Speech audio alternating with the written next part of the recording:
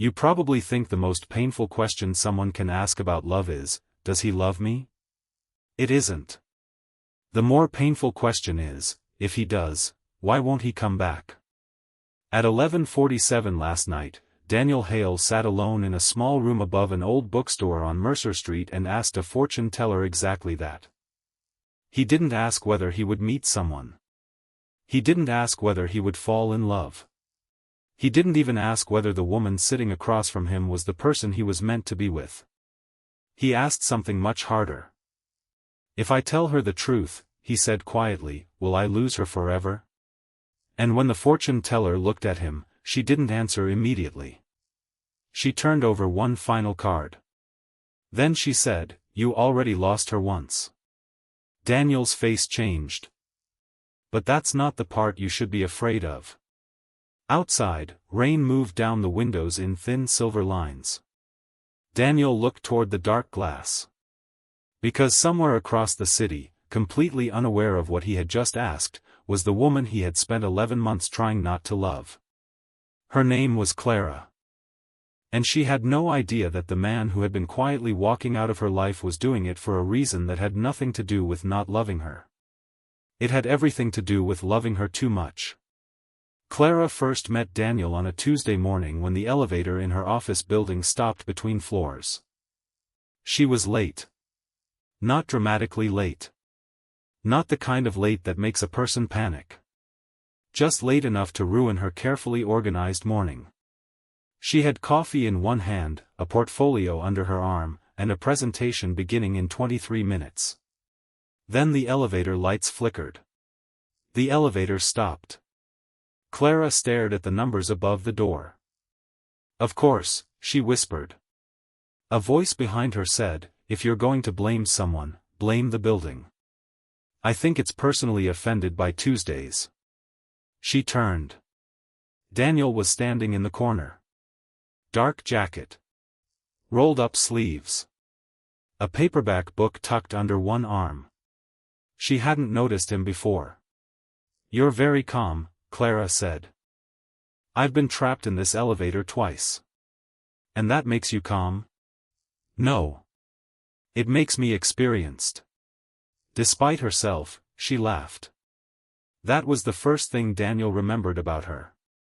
Not her face. Not her voice. Her laugh. A small laugh she tried to hide immediately afterward, as if she hadn't intended to give it away. The elevator started moving again after 6 minutes. When the doors opened, Clara hurried out. Then she stopped. Her coffee cup was still in Daniel's hand. He held it up. You forgot this. She looked at it, then at him. I didn't realize you took it. You were holding it like you wanted to throw it at the elevator. She smiled. Maybe I did. Then I'm glad I saved it. She took the cup. Thank you. Daniel nodded. She walked away. 3 steps later, she turned around. What's your name? Daniel. Clara. I know. She frowned. You know? You have your name on the presentation folder. She looked down. Right. He smiled. She walked away again. Neither of them knew it yet, but that little moment would eventually become the memory they both returned to when everything else became complicated. And there was one other thing. When Clara had laughed, the paperback slipped from Daniel's arm and landed on the elevator floor. She picked it up. The cover was worn. A thin blue line ran across the middle. On the first page, someone had written a sentence in faded ink. Clara read it without thinking. Some people arrive quietly because they're afraid you'll notice how much they matter. She looked at Daniel. That sounds depressing. He took the book from her. It's supposed to be hopeful. It doesn't sound hopeful. Maybe you're reading it wrong. She smiled. Maybe you wrote it. I didn't. She handed the book back. Then whoever did has trust issues. Daniel laughed. And that was the first morning. Neither of them knew how important that sentence would become. Over the next few weeks, Clara began seeing him everywhere. Not because he followed her. Because they worked in neighboring offices. Daniel was an architectural consultant whose company handled renovation projects for several buildings in the area. Clara worked for a small publishing firm. Their paths crossed in the lobby. At the coffee shop. At the newspaper stand. Once, during a storm, they both stood beneath the same narrow awning while rain flooded the street. "You again," Clara said. Daniel looked at her. "You sound disappointed." "I haven't decided yet." He laughed. She noticed that he always carried the same blue-covered book. Eventually she asked him why. "My father gave it to me." "Did he write that sentence?" "No." "Then who did?" Daniel looked at the book. "My mother." Clara's expression softened. "She's a writer?" She was. That was the first time she saw the sadness he usually kept hidden. She didn't ask what happened. Instead, she said, "Then I understand why you keep it." Daniel looked at her. "You do?" "Yes." "Why?" "Because some things aren't useful anymore, but you still can't throw them away." He didn't answer. But he remembered those words. Daniel had a habit of remembering things Clara said. The exact things. Not the obvious ones. The little ones. The way she complained about cold coffee. The way she always straightened crooked picture frames when she visited someone's office. The fact that she never ordered dessert unless someone else wanted one too. The way she became quiet whenever someone mentioned family. And eventually Clara began remembering things about him. Daniel hated crowded restaurants. He couldn't sleep if there was a clock ticking nearby. He always called his sister on Sundays. He was terrible at asking for help. And whenever someone he cared about was hurting, he became strangely distant. At first Clara thought that last part was simply Daniel's personality. Then she realized it wasn't. It was fear. Daniel was afraid of being needed. Because once someone needed him, he believed he could fail them. And Daniel had already failed someone once. His younger brother, Ethan. Years earlier, Ethan had been driving home during a storm when his car broke down. Daniel had been working late. Ethan called him. Daniel saw the call. He was exhausted. He told himself he would call back in 10 minutes. He never got the chance. An accident happened before he could return the call. Ethan survived, but the injury changed his life permanently. Daniel never forgave himself for those 10 minutes. From then on, he became convinced that loving someone meant being responsible for every bad thing that happened to them. Clara didn't know any of this. Not yet. What she knew was that Daniel made her feel strangely safe. Not because he promised her anything. Because he noticed. One evening, Clara came out of her office to find him waiting in the lobby. "You forgot this." He handed her a scarf. She stared at it. "I left that in the coffee shop." "I know." "You went back?" "Yes." "Why?" Daniel shrugged. "You were cold." She looked at him for a long moment. "You know that's dangerously close to being thoughtful." "I'll try to be more careful." She smiled. And Daniel looked away. Because that was the moment he realized he was in trouble. Not because he liked her. He had known that for weeks. He was in trouble because he had started imagining a future in which she stayed. And Daniel had learned a long time ago that the moment you imagine a future, you also create something you can lose. So he began pulling away. Slowly. At first, Clara barely noticed. Then the messages became shorter. The coffee invitations stopped. The walks home disappeared. When she asked if something was wrong, he said no. When she asked if she had done something, he said absolutely not. And when she finally asked the question she had been avoiding, Daniel looked at her and said, "I think we should keep things simple." Clara stared at him. Simple? Yes. We were friends. I know. Are you saying you don't want to be friends? No, then what are you saying? Daniel couldn't say the truth. I'm terrified that I love you. I'm terrified something will happen to you. I'm terrified that if I let you matter, I will eventually have to watch you leave.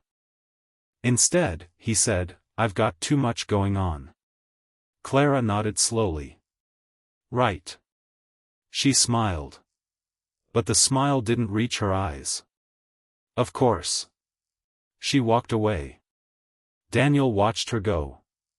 And every part of him wanted to follow. He didn't. That night, he opened his mother's old book. The sentence stared back at him.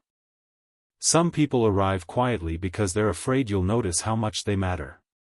Daniel closed the book. For the first time, he hated the sentence. Because Clara had arrived quietly. And now she mattered too much. 3 months passed. They didn't speak. Clara threw herself into work. She accepted a promotion. She began preparing a book launch that could determine the future of her department. She made new friends. She laughed again. She told herself Daniel had simply been a chapter that ended. But sometimes, when she passed the elevator where they first met, she still remembered him holding her coffee. Daniel watched from a distance. He knew about her promotion. He knew she had been working late. He knew she had started taking the 8:15 train instead of the 8:40. He knew too much. But he never approached her. Then one evening, Clara received a message. Not from Daniel. From a woman named Miriam Vale. The message contained an address. And one sentence. If you want to know why Daniel left, come alone. Clara almost deleted it. Then she saw the address. Mercer Street. The old bookstore. She didn't know it yet, but Miriam was the fortune teller Daniel had visited that night. And Clara was about to learn that Daniel's silence had never meant what she thought it meant. The next evening, Clara stood outside the bookstore. The sign above the door was faded. Inside, the air smelled like dust and old paper. Miriam was sitting at a wooden table. She looked at Clara calmly. You came. Who are you? Someone Daniel came to see. Clara froze. Daniel? Miriam nodded.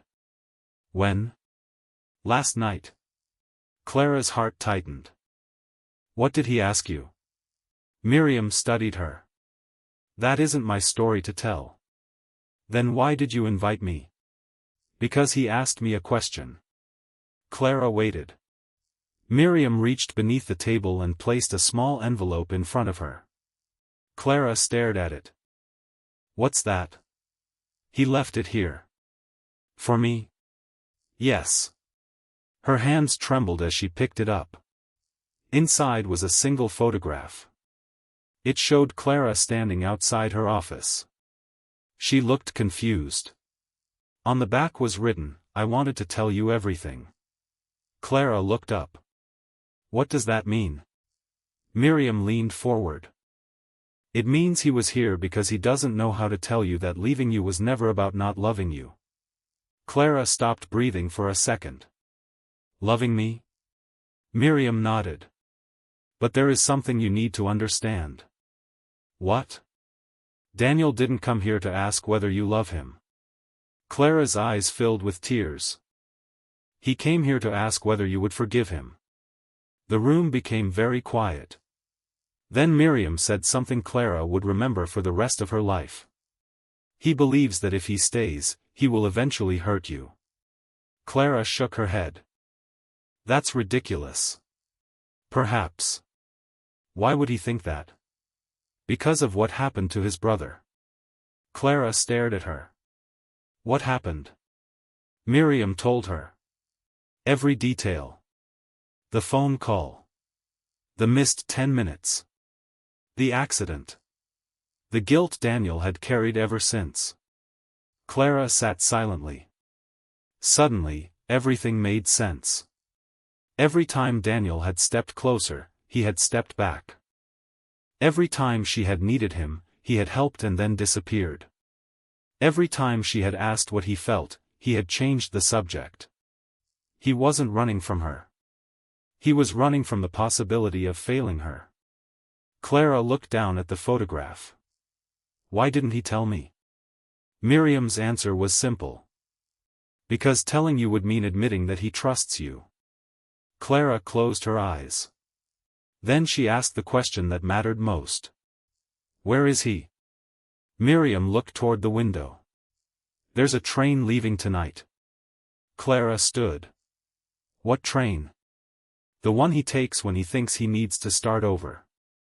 Daniel had accepted a 6-month project in another city. He had planned to leave without saying goodbye. Clara ran. She reached the station with 12 minutes to spare. The platform was crowded. People moved in every direction. Suitcases rolled across concrete. Announcements echoed overhead. Then she saw him. Daniel stood near the end of the platform with one suitcase. The blue book was in his hand. Clara walked toward him. He looked up. His expression changed immediately. Clara. You were going to leave. Daniel swallowed. Yes. Without saying goodbye. I thought it would be easier. For who? He didn't answer. She stopped a few feet away. You went to a fortune teller. Daniel looked embarrassed. Yes. Why? He looked down. Because I didn't know what else to do. You could have talked to me. I was afraid. Of me? No, then what? Daniel finally looked at her. Of what happens when someone becomes important. Clara's eyes filled with tears. Daniel, I'm not your brother. I know. You can't punish me for something that happened years ago. I know. Then why are you doing this? His voice broke. Because I love you. The words were almost lost beneath the noise of the station. Clara stood completely still. Daniel continued. I love you enough that every time you walk into a room, I notice whether you're tired. I know which coffee you order when you're stressed. I know you pretend not to be scared when you're about to do something important. I know you straighten picture frames when you're nervous. I know you hate being asked if you're okay because you always say yes before thinking about it.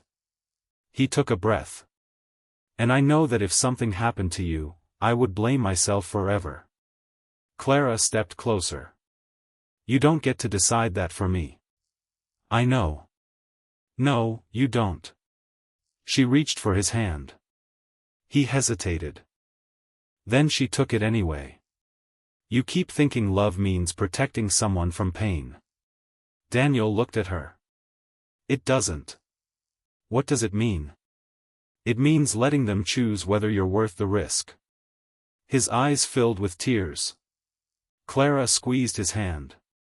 I am choosing. The train announcement sounded. Daniel looked toward the tracks. Then at Clara. For 11 months, he had been choosing fear. This time, he chose her. He stepped away from the train. He didn't make a grand speech. He didn't promise that nothing would ever go wrong. He didn't promise he would never be afraid again. He simply picked up his suitcase and walked away from the train. Toward her. That was the real choice. Not fate. Not prophecy. Not some perfect sign from the universe. A man who had spent years believing love meant preventing loss finally understood that love sometimes meant staying even when loss was possible.